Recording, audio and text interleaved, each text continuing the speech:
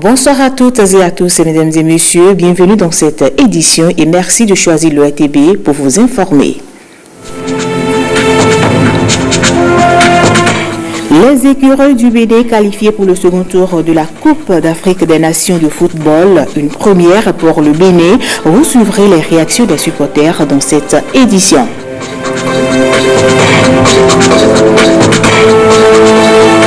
Une synergie d'action pour réduire l'expansion de la tuberculose. Des experts venus de l'Afrique de l'Ouest y réfléchissent depuis ce lundi à Cotonou. On en parle dans ce journal.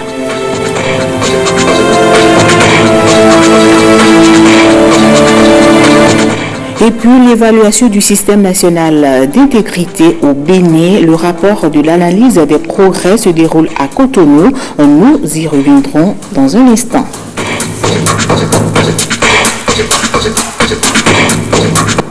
Bienvenue à vous si vous nous rejoignez, mais avant sur ce plateau, nous avons avec nous William Bassavi, chef division sport de la télévision nationale. Bonsoir Monsieur Bassavi. Bonsoir Awa Chérif, bonsoir aux amis téléspectateurs. Alors nous serons avec vous dans un instant.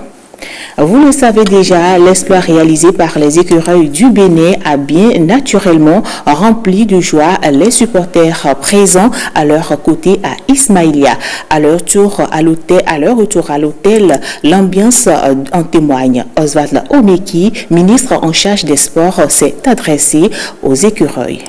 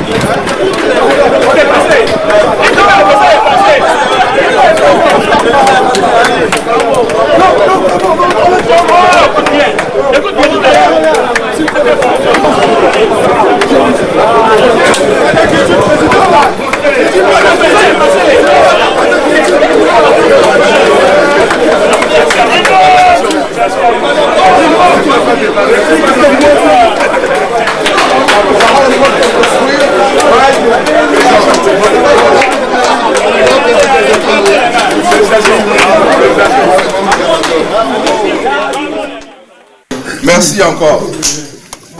Bravo, bravo, bravo.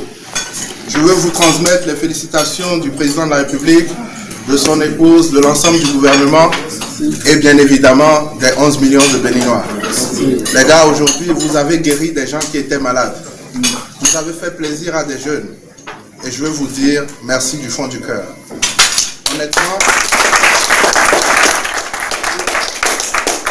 Honnêtement, on a montré qu'on n'était pas là pour s'amuser.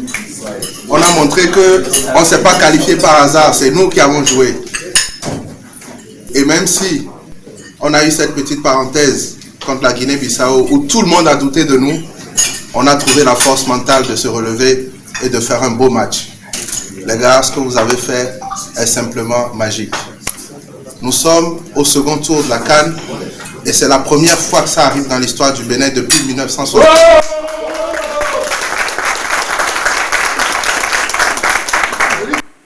Et après la qualification des écureuils du Bénin, les réactions pleuvent un peu partout dans les rues de Cotonou. Suivons quelques-unes au micro de Robert Edor et de Patrick Ayadji.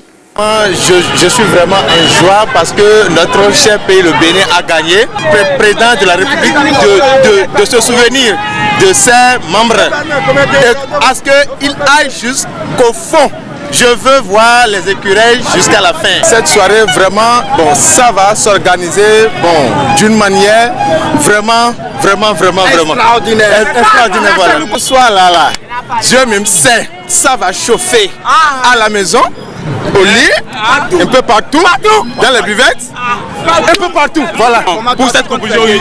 Bon, pour la soirée d'aujourd'hui, je compte à célébrer la fête dans les buvettes. Donc on va sauter les bières à gauche et à droite. Donc les filles tout de tout à côté, on va célébrer. Je suis très content pour les écureuils. Avec les soutiens du gouvernement, donc je suis très content. Je dis merci. C'est vrai que l'Alliance populaire vous observez partout. Nous en tout cas, nous sommes satisfaits parce que nous savons d'où nous venons. Et par la grâce de Dieu, nous irons encore plus loin. Bravo à l'équipe nationale, tous nos encouragements. Félicitations au ministre Omeki qui est un bon manager et à toute l'équipe de la fédération. Il y aura un peu de vin pour célébrer cette victoire. Ça n'a pas été mal. On a fait 0-0. On remercie le Seigneur. On remercie le Seigneur. La fête est belle. La fête serait belle. Parce que 0-0 avec le Cameroun, ce n'est pas n'importe qui. Dans un pays où on a la foi en ce que nous faisons. Donc, nous croyons fermement au travail que l'entraîneur de Dieu a abattu. Nous croyons fermement et nous comptons sur ce que nous savons. Wow. C'est une joie et aussi, vraiment, il faut continuer. Nous, on doit penser comment il faut y aller de l'avant. Ce n'est pas encore la fin. On vient de commencer. Alors, Monsieur Bassabi, vous avez suivi avec moi les réactions des supporters. Le Bénin en 8e de finale, une qualification historique, n'est-ce pas? Oui, on comprend la joie débordante de tout le monde. Je crois plutôt c'est l'émotion puisque c'est vrai, c'est pour la première fois que le Bénin, en cas de participation à la Coupe d'Afrique des Nations, franchit ce fameux premier tour, sort de cette phase de groupe et ça tombe au très très bon moment à Ouachéri parce que notre football est en train de renaître de ses cendres après plusieurs années de crise. Cette qualification vient véritablement comme un peu une cerise sur le gâteau et permettra à l'ensemble du mouvement footballistique de continuer par travailler parce qu'on a eu la preuve que lorsqu'on travaille, on peut espérer des résultats. Encore que les écureuils se sont retrouvés avec les barons du football africain. Exactement, c'est ça qui rend encore la qualification un peu pimentée parce que quand vous êtes dans le même groupe que le champion d'Afrique, que le Ghana qui compte 4 titres, je crois que c'est en dehors de l'Égypte, c'est les 2 meilleurs du continent et vous arrivez justement à faire match nul contre ces 2 cadres-là, ça veut dire simplement que vous méritez d'être là. Alors on peut dire qu'aujourd'hui, la question qu'on peut se poser, qu'est-ce qui a marché pour les écureuils? Je crois que pour le match de cet après-midi qui a débouché sur la qualification, on mettra l'accent, à mon avis, sur 3 choses. La solidarité au sein de l'effectif, on l'a vu tout le temps, tout au long du match, mais également l'abnégation, la détermination. L'équipe n'a jamais baissé les bras malgré la domination à outrance des Camerounais, parce que dans le jeu, il faut le dire, on a été proprement malmené par les Camerounais, mais on a su rester soudés, rester déterminés, et surtout, on a fait preuve de fraîcheur physique parce que c'était une des dimensions de ce match. Les joueurs ont réussi vraiment à répondre présent pendant les 90 minutes. Est-ce que le changement du Goli a aussi participé à cette qualification? Oui, on a vu là faire des arrêts décisifs, mais il faudrait se souvenir que chaque match a son contexte. Et à la fin, il faudrait savoir que c'est un groupe. Les victoires sont d'abord collectives avant d'être individuelles. Je crois qu'il faut associer à cette qualification la performance de Fanol qui, le match précédent, a empêché les Bissau-Guinéens de scorer. Donc à la fin, je crois que Alagbe, faisant partie de la sélection, a joué sa partition, donc a fait sa part de boulot dans cette qualif. Alors aujourd'hui, on peut dire, quelle sera la suite de cette compétition pour les écureuils? La suite, on le sait, notre adversaire pour les 8e de finale, c'est le Maroc, les Lions de l'Atlas. Et donc, priorité, c'est d'abord le transbordement, c'est-à-dire quitter Ismaïlia, où le Bénin est basé, le camp de base des Béninois, et aller à Alexandrie, puisque c'est là où le match va se jouer vendredi. Et nous serons les premiers à ouvrir le bal des 8e de finale face aux Lions de l'Atlas, qui auront eu, disons, 24 heures de plus supplémentaires pour récupérer, alors que nous, on a 24 heures de moins, plus la fatigue du voyage. Donc, il faut le transbordement. Ensuite, il faut gérer la récupération, c'est fondamental.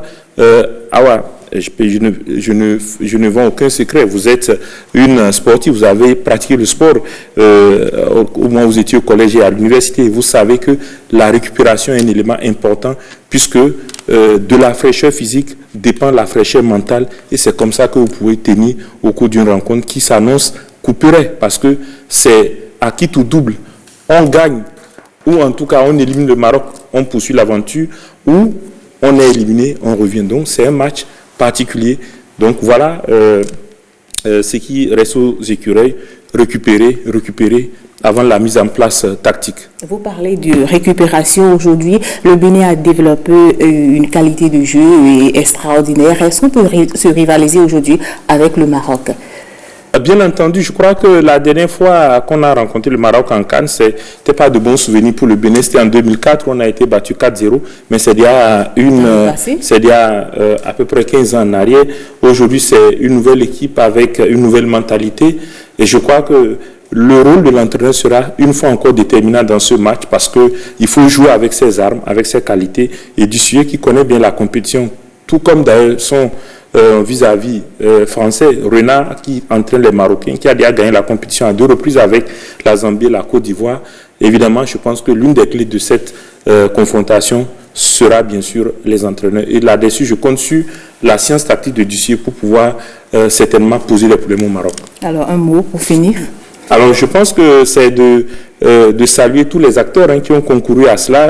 Je ne vais pas répéter ce que le ministre a dit, à commencer par l'ensemble du public, mais également l'exécutif, notamment le président, qui a été l'homme qui a cru en ce football, notamment ce 23 décembre 2016, où la famille du football a été réunie. Aujourd'hui, on en voit les fruits. Il ne faut pas oublier le peuple béninois qui a quand même accompagné. Oui, c'est pour ça qu'il a commencé par eux. C'est eux d'abord, donc, puisque vous savez, donc, la souveraineté du peuple est au-dessus de tout. Et voilà, donc, le peuple et voilà ceux qui au quotidien travaillent pour que ce rêve soit une réalité. Monsieur Vassabi, merci d'être passé sur ce plateau.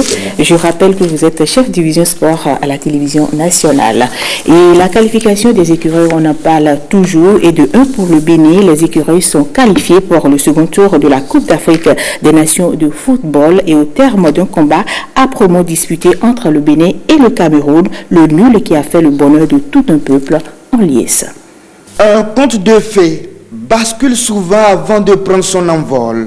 Mardi 2 juillet 2019, date désormais historique pour tout le Bénin. Le peuple béninois à l'unisson croyait en ce miracle, en dépit de la peur, des frissons qui vibraient et transparaissaient sur les visages. Chacun dans son fort intérieur s'interrogeait. Et si c'était le moment tant attendu? Sur la pelouse de Ismaïlia, les écureuils ont connu le chaud et le froid devant les lions indomptables avant le coup de sifflet de la délivrance de l'arbitre tunisien Sadok Selmi.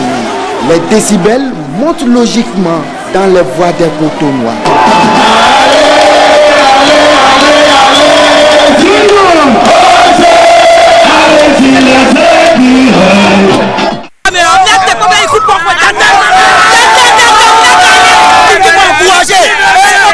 Nous nous unissons pour pousser les écureuils devant, que le Saint-Esprit soit avec eux.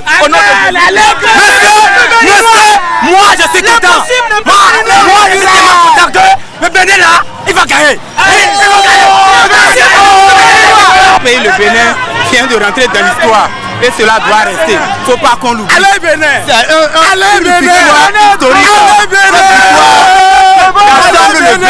Le Bénin devient un quartier latin et un pays de football. Folie totale, je vous assure. Pour la toute première fois, le Bénin est allé en 8e. Ça, nous devons la fêter. Et nous décrétons cette journée porte ouverte. Oh! Allez, fatigué!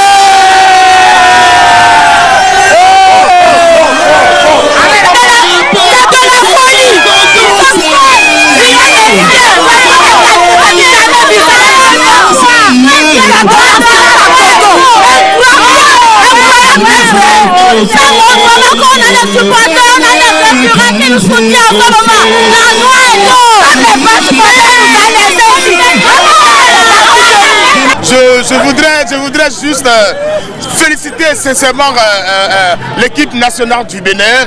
Je voudrais féliciter l'entraîneur du CIE. Je voudrais féliciter tout le monde, tous les joueurs. Je voudrais sincèrement dire merci aussi à son excellence, M. Patrice Talon, pour son effort, pour son soutien derrière les écureuils. Mon programme ce soir est d'aller me réjouir quelque part, aller à l'église, aller dire merci à Dieu pour tout ce qu'il a fait pour nous. Merci beaucoup. Avant le coup d'envoi de ce Cameroun-Bénin, le Bénin avait le dos au mur, mais à l'arrivée, la qualification des Béninois, n'est-ce pas Patrick Ayadji? Les protégés de Michel Dissy ont réalisé l'exploit de l'année, l'exploit du siècle, parce que jamais le Bénin n'a franchi le premier tour. Cette fois-ci, c'est fait, c'est déjà fait. Inédit, ce qui se passe dans les rues de Cotonou, historique, ce qui se passe un peu partout sur toute l'étendue du territoire national. Les écureuils du Bénin qui tiennent leur qualification au bout de match à qui tout double. À l'arrivée, le Bénin qui se maintient au pied des pyramides d'Égypte. Et toute autre chose à présent dans cette édition, 2 jours d'échange entre les experts sur les énergies renouvelables. C'est à la faveur d'un atelier organisé par le réseau francophone des régulateurs de l'énergie. Un atelier qui intervient après celui de Dakar au Sénégal. Rebecca Kindiaoundé, Bernard Diobé pour d'autres détails.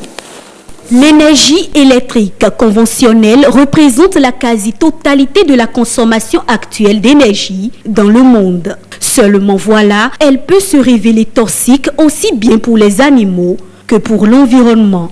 Les activités humaines, notamment la combustion des énergies fossiles, pour satisfaire nos besoins énergétiques toujours croissants, ont libéré d'énormes quantités de gaz à effet de serre dans l'atmosphère dès le début de la révolution industrielle. Ces émissions sont à l'origine du réchauffement du climat global dont les manifestations sont la hausse du niveau des mers et océans, une réduction de la fréquence et de l'intensité des précipitations, les tempêtes, ouragans et vents violents, la fonte des glaciers et de la neige, etc. Autant d'impacts négatifs liés à l'utilisation de cette énergie électrique. Pour réguler et trouver des solutions idoines, le Régulae, réseau francophone des régulateurs de l'énergie, a été mis en place en 2016. Depuis, il œuvre à la résolution des problèmes liés à l'énergie. Pour ce 5e atelier de travail, il se focalise sur les énergies renouvelables.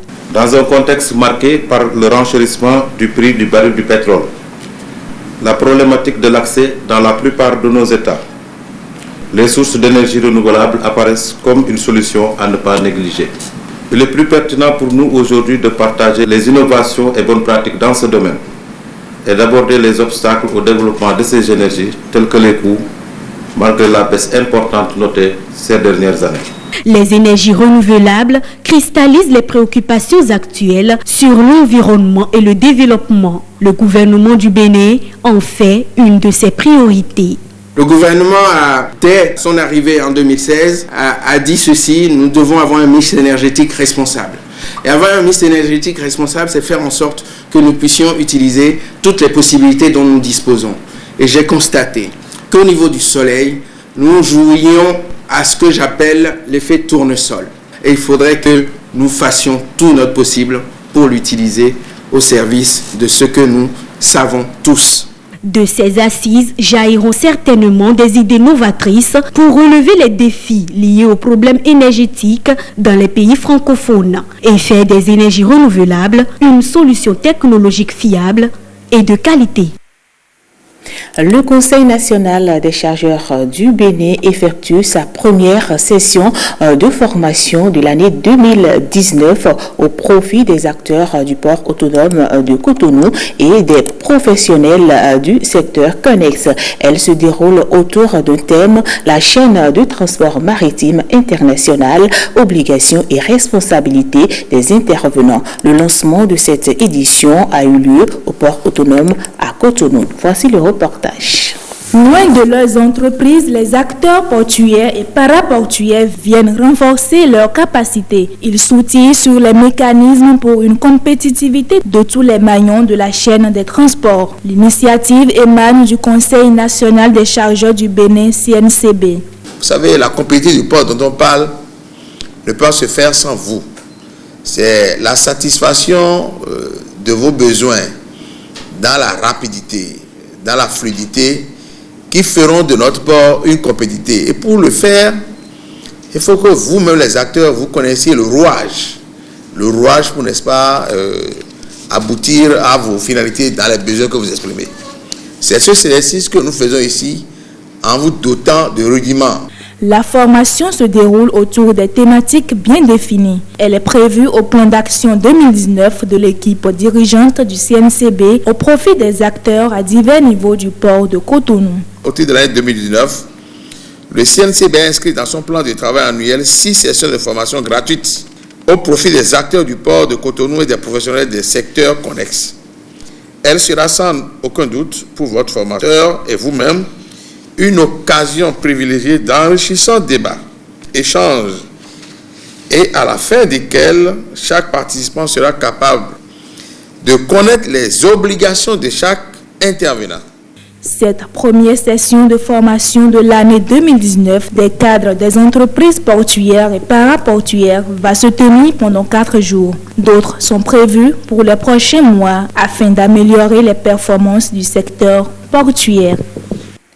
Et on en vient maintenant à cette restitution du rapport d'analyse des progrès des 5 recommandations prioritaires de l'évaluation du système d'intégré du Bénin.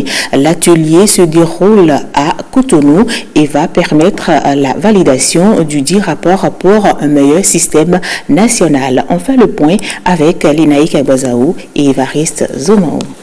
Acteurs de la société civile et représentants des ministères, institutions de l'État et services de l'administration publique suivent ici la restitution du rapport sur l'analyse des progrès des 5 recommandations prioritaires de l'évaluation du système national d'intégrité SNI du Bénin. Le SNI étant un outil d'évaluation de la capacité d'un pays à promouvoir l'intégrité et à lutter contre la corruption. L'atelier se déroule sous la houlette de Social Watch Bénin. Avec l'appui financier de la coopération suisse à travers le programme Redevabilité, il a été réalisé en mai 2019 une analyse des progrès effectués par rapport aux 5 recommandations prioritaires de l'évaluation du SNI du Bénin. Le présent atelier ayant pour objectif général d'éveiller la volonté politique nationale pour la réalisation des 5 recommandations prioritaires du SNI au Bénin est donc un cadre de restitution de cette étude qui constitue un regard citoyen sur le niveau de mise en œuvre des dites recommandations. Les progrès pour l'année 2018 ont été lents. Il y a d'autres réformes qui concernent le renforcement du système répressif. Et sur ce plan, il y a eu la création de la Cour de répression des infractions économiques du terrorisme, ce qui est un progrès notable. Il y a aussi des progrès sur d'autres plans. Par exemple, la NLC désormais peut se constituer partie civile. Avant, elle n'avait pas ce pouvoir.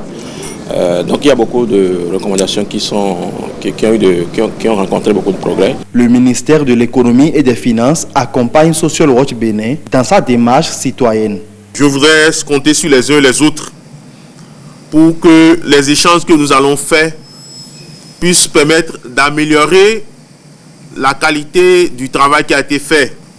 Quoique tous, autant que nous sommes, nous allons pouvoir enrichir ce rapport qui sera notre rapport à tous. Outre l'amélioration de la qualité du document, objet de validation, les organisations de veille citoyenne entendent faire le plaidoyer pour influencer la mise en œuvre des recommandations prioritaires de l'évaluation du. Et on parle santé à présent dans cette édition. Union de force contre la tuberculose en Afrique. Des experts venus de l'Afrique de l'Ouest et du centre se concertent à Cotonou depuis lundi dernier pour 112 heures. Ils sont en quête d'une synergie d'action pour réduire l'expansion de la tuberculose. Océane Amosou, Igor Ayassor pour plus de précision. En finir avec la tuberculose d'ici à l'an 2030 en Afrique. Le présent atelier est un pas vers ce pari. Il réunit des experts de la santé. Ces sommités de la lutte contre la tuberculose visent désormais un travail en synergie. Jules Rochard disait, et je cite, « De toutes les maladies auxquelles l'espèce humaine est exposée, la tuberculose est celle qui fait le plus de victimes. Elle est plus meurtrière à elle seule que toutes les maladies épidémiques réunies. Il est temps d'agir pour mettre fin à cette maladie en misant sur les pratiques qui ont fait leur preuve.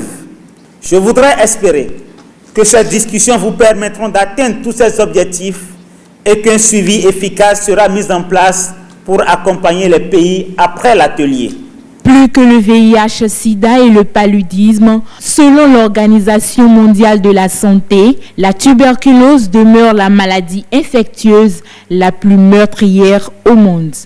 Selon l'Organisation mondiale de la santé, le nombre de personnes atteintes de tuberculose était estimé à 10 400 000 en 2016 dans la région africaine. L'Organisation mondiale de la santé estime également que 30 millions de personnes auront besoin de traitement pour une infection tuberculose latente d'ici à 2022. Pour atteindre cette cible, il est important qu'une place de choix soit davantage accordée à la tuberculose pédiatrique, d'où l'organisation de ce second atelier dans le but de focaliser l'attention des participants sur l'implication des communautaires dans la prise en charge de la tuberculose, mais aussi sur la gestion de la tuberculose pédiatrique. 72 heures de réflexion, les échanges permettront à ces participants d'adopter, planifier et mettre en œuvre des pratiques innovantes pour une lutte plus efficace contre la tuberculose en Afrique. Plus de 6 milliards de francs CFA par le fonds décaissé par Direct Aid, une organisation internationale coïtienne au profit des étudiants béninois. À travers ce geste, cette organisation espère contribuer à l'amélioration des conditions d'études des bénéficiaires. Patrick Ayadji, Simon Villon pour le compte rendu.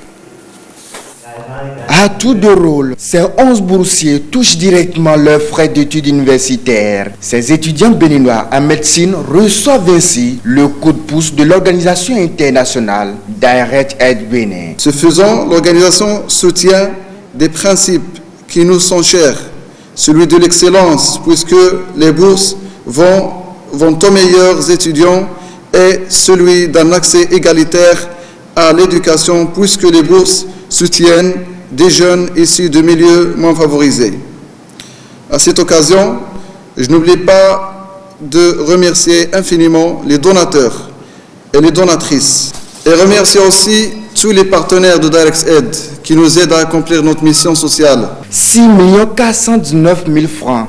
Cette somme mise au service du système éducatif est un geste qui force reconnaissance dans le rang des bénéficiaires. Nous vous sommes énormément reconnaissants pour ce soutien, pour cette aide humanitaire, et nous remercions très sincèrement votre esprit de donner sans rien attendre en retour.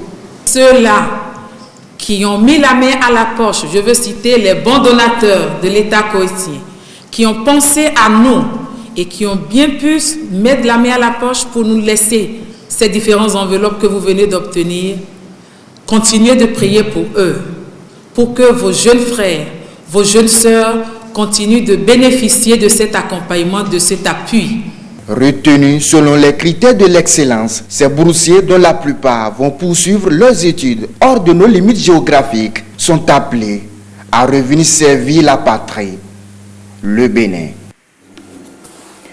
L'actualité dans cette édition, c'est avec la Direction générale des infrastructures qui veut lutter contre la destruction des infrastructures routières. Informé par la population sur un cas, le directeur général est allé constater les faits. L'auteur a été confié à la police républicaine sur le champ. Ghislain Pouguet.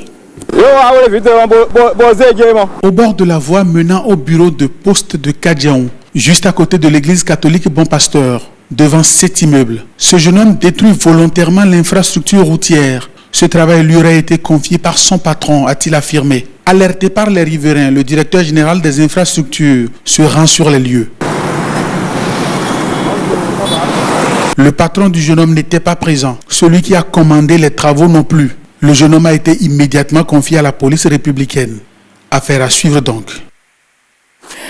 On continue cette édition, la 98e édition de la fête Novicha. On en parle encore après Grand Popo en début du mois de juin pour le lancement des festivités. La section Novicha d'Agblangandon a accueilli à son tour les filles et fils de l'ère culturelle Roula et Huida. Blaise Adampo, Alexis Kenom. Tout part d'une messe d'action de grâce dite par Monseigneur Aristide Gonzalo dans la cour du collège d'enseignement général d'Agblangandon. À cette Eucharistie de retrouvailles des filles et fils pour la Huida, l'évêque du diocèse de Porto-Novo s'est appuyé sur les lectures du jour pour appeler à la culture de la fraternité et de l'amour du prochain. Pour que les grâces du Seigneur abondent sur nous, l'Église nous invite à méditer des textes soigneusement choisis en ce 13e dimanche du temps ordinaire. Au-delà de la reconnaissance ethnique, culturelle et géographique, Dieu appelle les fils et filles de la fraternité Novicha à vous aimer et à vous entraider, à être et à vivre dans la vérité où que vous vous trouviez. Ainsi serez-vous réellement les témoins de la lumière de l'Esprit Saint reçu à la Pentecôte. Marchez sous la conduite de l'Esprit Saint, nous dit Saint Paul dans la deuxième lecture. Vous êtes donc appelés à être lumière pour vos frères et sœurs qui sont encore dans les ténèbres. Après Grand Popo le dimanche 9 juin, la session Novicha d'Agblangandon accueille pour une 4e fois les festivités. Vous voyez vous-même l'allégresse. Les populations d'Agblangandon sont très accueillantes. Et tous ceux qui sont venus ici fêter se retrouvent dans la joie. Ce qui est important, c'est que tous les ans, nous revivifions Association Novicha pour rappeler ses vertus morales.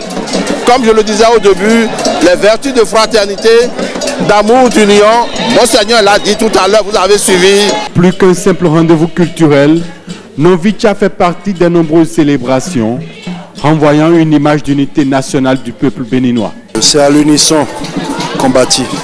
On ne bâtit jamais seul. Et je suis fils de Roula. Ma mère est de Réveil, de Grand Popo. Et en ce jour-ci, je suis en droit de venir quand même communier avec les Roula et Pida. De son succès. L'importance donc des présentes rencontres n'est plus à démontrer. Elle rentre dans le cadre du renforcement des liens étroits de fraternité qui nous unissent. En effet, les profondes mutations qui s'opèrent aujourd'hui au Bénin, en Afrique et dans le monde, au plan du grand regroupement en vue de la préservation de notre culture, nous interpellent tous au plus haut niveau et nous projettent dans des défis majeurs auxquels nous devons faire face. Après la messe, place aux réjouissances populaires, conformément à la volonté des précurseurs.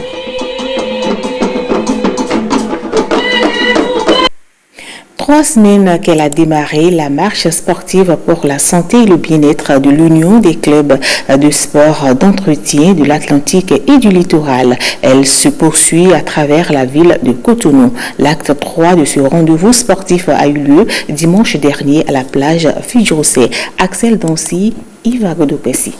Après les actes 1 et 2, qui se sont tenus respectivement au stade René Pleven de Cotonou et au stade général Mathieu Kérékou, les voici sur les chemins de la zone balnéaire de Fidjrosé. Des dizaines de sportifs, professionnels, habitués et occasionnels, issus des clubs de sport d'entretien des départements de l'Atlantique et du littoral, signent l'acte 3 de cette marche pour la santé et le bien-être. Le pas vif et déterminé, en tenue de sport et basket de circonstance pour la plupart.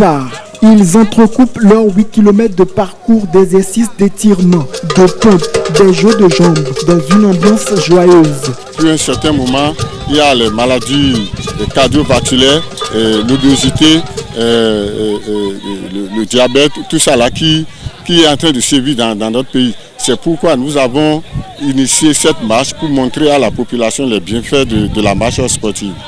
Faire le sport, tout le monde ne connaît pas son importance. Ça aide beaucoup, ça évite les courbatures de la semaine. Beaucoup ne le savent pas, on est au poste, on est au travail, on court de gauche à droite toute la semaine. Mais un jour, pour s'étirer, pour réveiller l'organisme, pour remettre tout en place, c'est une très bonne chose. C'est une bonne initiative et si ça peut continuer comme ça, ce serait bien. En tête de peloton, le directeur départemental du tourisme, de la culture et des sports du littoral, comme un capitaine de troupe, s'est également donné à l'exercice. Un exercice qui a démarré depuis 3 semaines déjà. Il rappelle ici les objectifs de ce programme et invite ensuite la population à faire pareil. Nous allons conjuguer le verbe de la santé et de la sécurité. Le sport d'entretien, la source de toutes les autres disciplines, doit permettre à une population en bonne santé pour le développement économique de notre pays. Vous n'êtes pas sans savoir qu'aujourd'hui, dans certains domaines, on fait appel aux retraités. De quels retraités nous allons récupérer s'ils ne sont pas en bonne santé?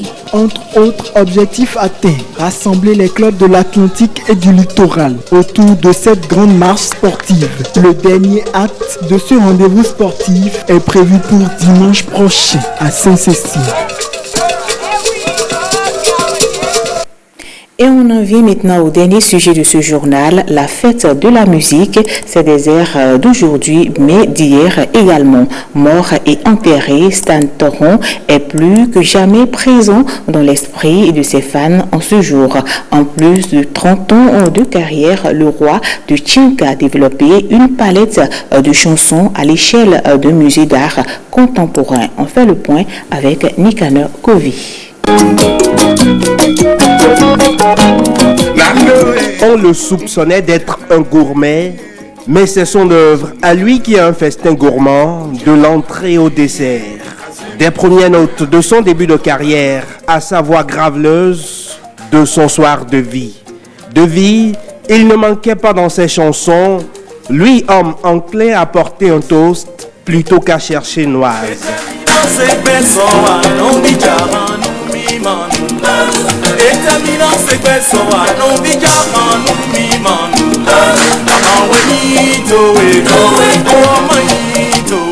Serre-moi un verre, dit l'artiste, de la première à la dernière note de sa vie de chansonnier, toujours ce ton léger qui cache en réalité une satire féroce. Des messages d'enfer habillés d'une voix de velours, comme dans ce coup de gueule contre la galère et les faux amis.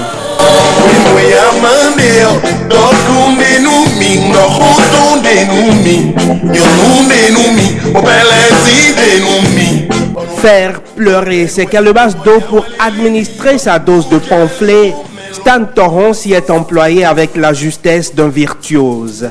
Prolixe, le roi du Tchèque système l'était, notamment quand il s'agissait d'éveiller les consciences des peuples noirs.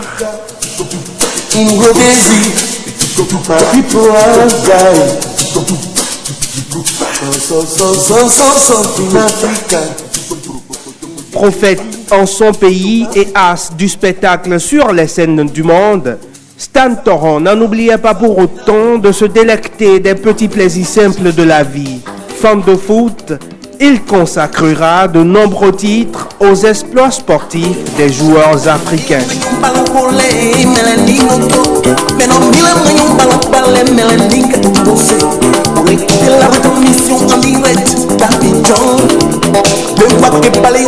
L'art est long et la vie est brève. Cela, le roi du Tchèque système le savait. Celui qui chantait la vie dans un rythme mortuaire a semé dans ses chansons les graines d'une hantise pour le grand plongeon. Au coup d'Esouaglagodi, comme il appelait la mort, a été conjuré dans son tube Résurrection, un testament avant l'heure.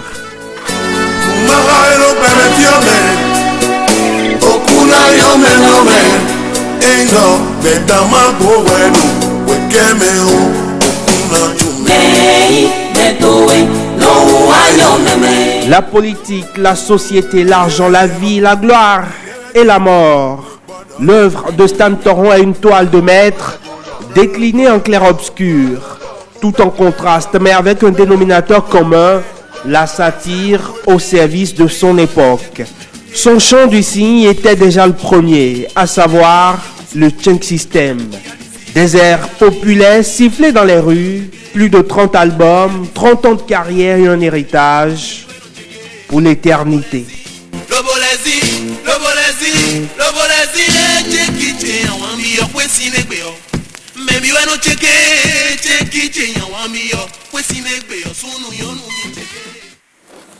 Et voilà qui referme cette édition. Merci à vous de nous avoir suivis, mesdames et messieurs. À demain.